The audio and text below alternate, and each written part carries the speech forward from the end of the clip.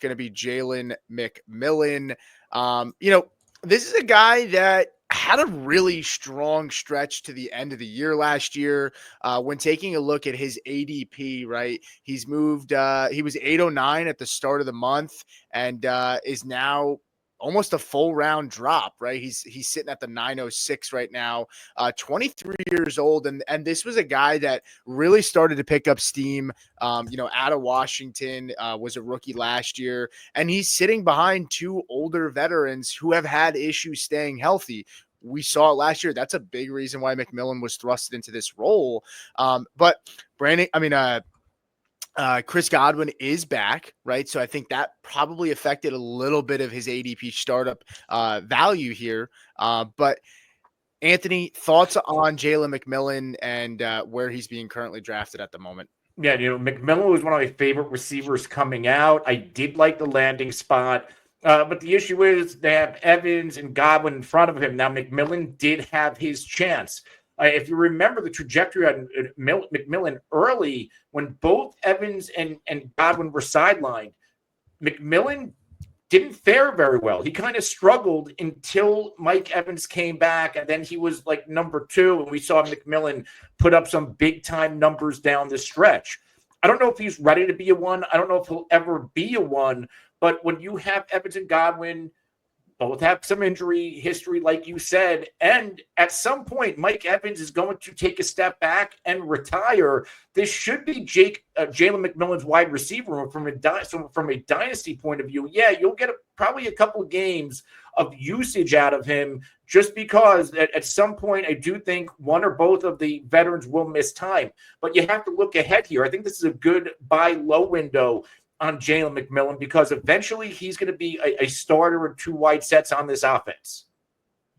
Matt? Before you go, like the other wide receivers outside of McMillan, like Palmer, he's had a few years of opportunity. He hasn't done anything. Sterling Shepard, he's getting older. Raheem Jarrett, he had some opportunity last year, didn't really do anything. This is really Jalen McMillan's job as the 3 and to move up when these other veterans get hurt.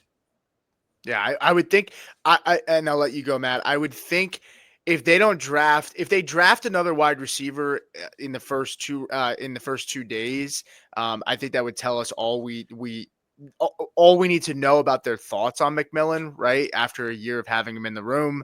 I don't see that happening, but we'll see if they do bring another person because again, Godwin and Evans are getting a little older, but Godwin did just get that extension. Matt, what are your thoughts? Yeah, I think everything Anthony just said, there's a lot of merit to it of both Godwin and Evans are aging. Yes, Godwin's on the new contract, but they're going to need another guy to step up. And we've already seen McMillan do it once. And he's right. I mean, you're placing a bet if you go and get him now, because if he does explode and he plays well this season and Mike Evans moves on, he's probably going to be way more expensive than he is right now. But you do run the risk of, if you look at the other names that are around him, especially the pick value associated with his name right now, it's tough for me to draft him. I'm not going to lie.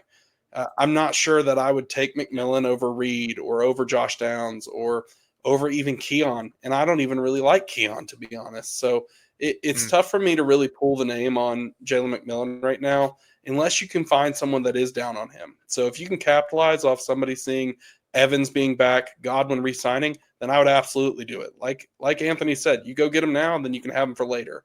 But at his true ADP value, I struggle to draft that unless I'm kind of building a retool or 1-year rebuild team. Yeah, I think with Jalen McMillan, 13th in total touchdowns last year. He also, I mean, you don't want to take things away from guys, but he went on a crazy stretch of touchdowns, right? He had 2 touchdowns, 1, 2, 1. I mean, he went on a 5-game stretch where he had a touchdown, and he scored all of his touchdowns outside of 1 in the first week of the season. He scored all of his touchdowns in a 5-week stretch. And that was when Mike Evans was there, to Anthony's point, right? If Evans has issues staying healthy, where does Jalen McMillan's role move? If Evans is off the field and it's McMillan and Godwin, how does that affect McMillan, right? Where Godwin's playing that power slot role, McMillan's playing on the outside. We've seen McMillan have struggles, being effective. I don't know. I'd have to look where McMillan's slot snaps were last year. I don't know if he did slot into more of Chris Godwin's role, but I don't think he did. 136, not a lot. 21.7% Oh, rate. wow.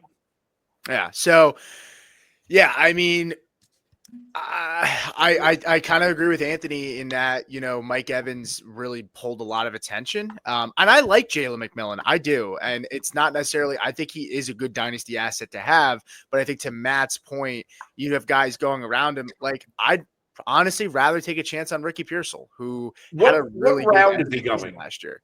Jalen McMillan's going in round 9 right now. 9th round. So players going around Jalen McMillan, you have the 112 in Dynasty Startup. So the last first round pick in this year's rookie draft is going right in front of Jalen McMillan. Chris Godwin is going 3 spots ahead of him. David Montgomery, Tyrone Tracy. I think I'd rather take a chance on McMillan over at least Tracy. Maybe I'd rather Montgomery depending on team build.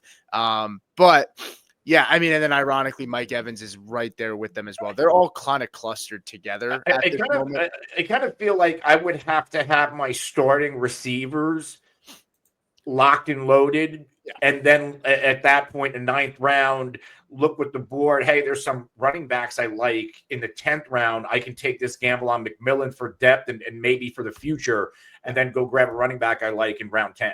Yeah, if he's your third. Those starting spots locked up. Second receiver, it's tough. Like, I mean, it depends on your team build, right? But like, I'd rather grab Cortland Sutton at this point in time if he's going to be your wide receiver too, right? Like I'd rather go grab Sutton. I'd rather McMillan over Shakir just because I think Shakir's ceiling is tapped, and we've seen what Shakir can do with not a lot of talent around him, and he is what he is. I like Khalil Shakir. So. Any other things you want to add there, Matt, before we move on?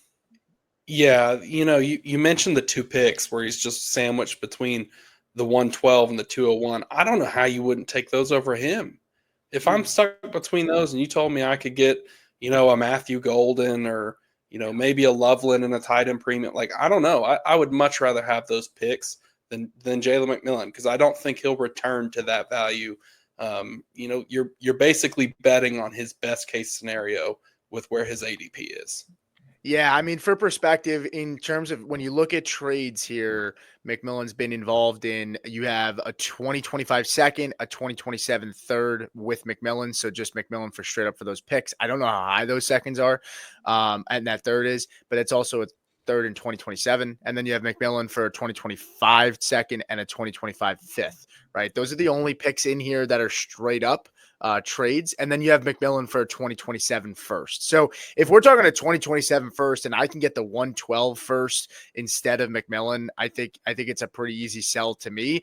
And draft picks at this time of year, they only increase in value, especially rookie picks, right? Like even if the 112 is 1 pick ahead of the 201, psychologically people see a first round pick and they value it much more just because it's a first round pick, right? So I think I'd rather the first for sure.